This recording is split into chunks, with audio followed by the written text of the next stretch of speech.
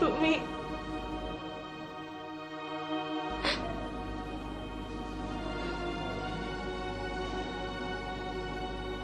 তুমি কি আমার জীবনে বারবার এভাবেই আসবে? আর আসবো না। তোমার লেখা আমার আকাশ ডায়েরিটা আমাকে দাও।